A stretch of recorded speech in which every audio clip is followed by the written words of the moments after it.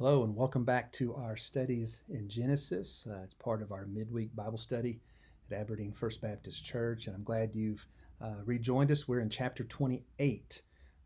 We left off there at the end of chapter 27, where Jacob had robbed Esau of his blessing, and now he has robbed him of his blessing and his birthright. And of course, Esau is furious.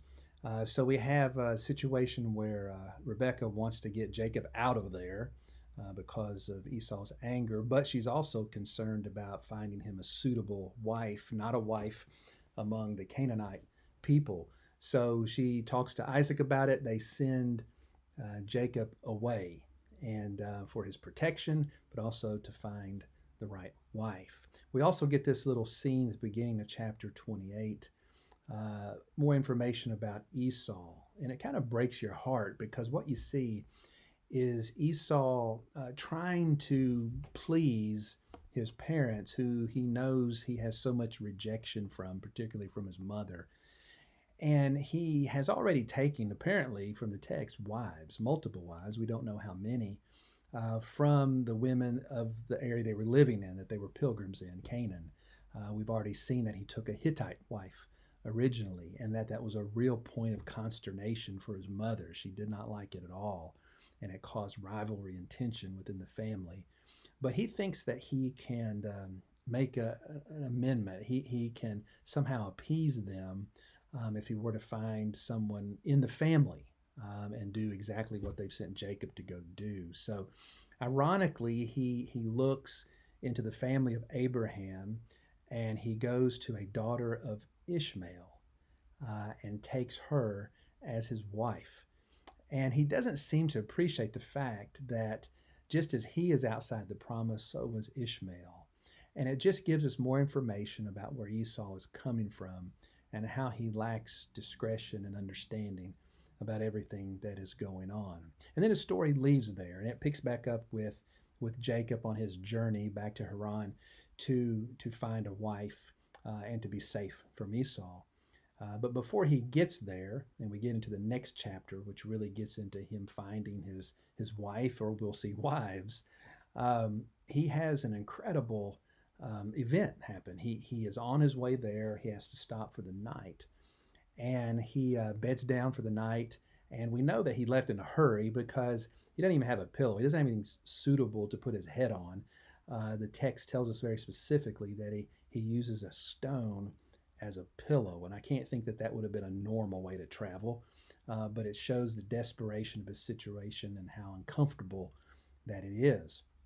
But that's not even the main point. The point is what happens while he's asleep. God appears to him in a dream and speaks to him. And he has this fantastic dream of a ladder extending from earth to heaven with angels ascending and descending. And certainly that is representative of the connection that is being made between earth and heaven on his behalf. And what we have is the Lord speaking to Jacob. And essentially what's happening is he is reiterating the promises that were first made to Abraham, then made to his father Isaac, and now being made to him. And we see those promises reiterated. We see that those are given specifically now to Jacob because he is the inheritor of this promise. Now, what's interesting about him is we saw these promises with Abraham, we saw them with Isaac, but what makes Jacob different, and it just goes along with his personality, is he makes an oath to God and bargains to God. Look what he says there after God states all of these promises again about the land, about the descendants, and all of that we're familiar with so far. And then Jacob renames the place Bethel, the house of God, and honors the Lord in it, recognizes that God has appeared to him and given him these promises. But then look at what Jacob says at the end of the chapter. It says, Jacob made a vow saying, if God will be with me and will keep me in this way that I go, and will give me bread to eat and clothing to wear, so that I come again to my father's house in peace, then the Lord shall be my God. And this stone which I have set up for a pillar shall be God's house. And all that you give me, I will give a full tenth to you. So Jacob is a work in progress, and even when God appears to him in this miraculous dream and makes these promises and reiterates them to him and his family, his descendants, he still wants to bargain with God. He still wants to make a deal, and God seems to indulge him in that. He's putting God to the test, but God in His grace is indulging that, and we don't see any negative reaction from the Lord in the story. And this is a fascinating story, like all of Genesis is. The question is what do we take away from it at this point? And in this chapter, we see Jacob on the run. We see him in an uncomfortable situation. And it makes me mindful that we too often are in uncomfortable situations. But even in those situations, God can infuse it with hope because of the promises that He makes. Um, After this event and things that are going to occur, we're going to see Jacob changing. And the same is true with us. God can let us be in His providence in some very uncomfortable places. Sometimes they may be places largely of our own doing. The reason we're in those situations is because of choices we've made that were poor, just like Jacob. But we also know that God gives promises, and that my hope is never anchored in myself, but it's the God who gives that hope. It's the God who makes the promises. It's the God who talks about being there for me in spite of myself sometimes, because He is the God of love, of forgiveness, of purpose, of hope, of all of these things that we have in Christ. And He is the one that does that for me. And He is patient and He is merciful.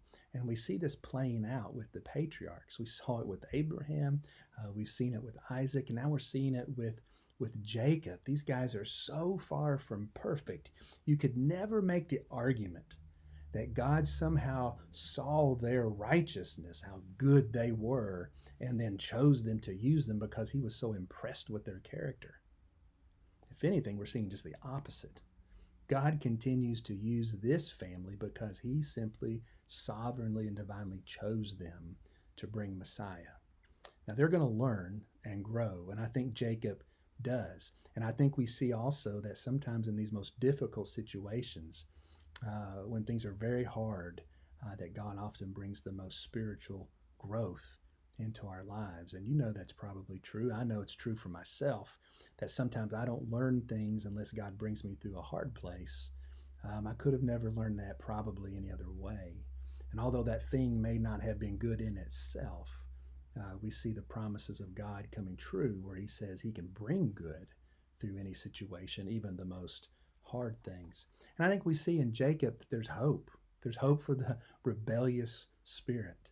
If Jacob is anything, and he is a rebellious guy, he is just an opportunist. He is willing to treat people badly to get what he thinks he wants. He's going to get a little taste of his own medicine here pretty soon, but he's just not the kind of guy you'd want to do business with. But over the next 20 years from this point, God's going to begin to chip away on that rebellious attitude. And the one that we see eventually return back to the promised land will be a wiser, more mature, more humble person when he does eventually get reunited with his brother Esau. And sometimes that's true about us. God can take our rebellious spirits, and He often works with them. He chips away at them, and He continues to conform us more and more to the image of Christ.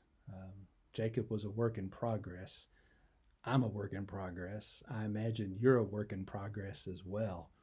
And if we'll continually submit ourselves to God, to His Word, and desire Him above all things, and be teachable and learn, He can even take the rebellious parts of us that creep up so often that we know aren't right, and He can continue to sanctify and reform those places and make our lives more and more pleasing to Him.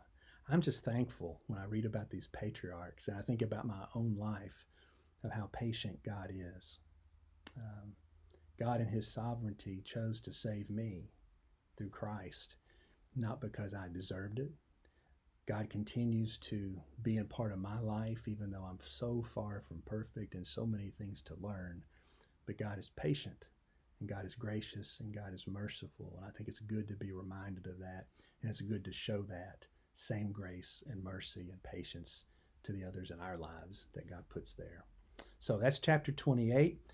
Next time we're going to be getting into chapter 29. So go ahead and read ahead, and we're going to get into some major drama that's setting the foundation, the beginnings of what are going to eventually lead to the 12 tribes of Israel. So we'll see you here next time, chapter 29. Take care.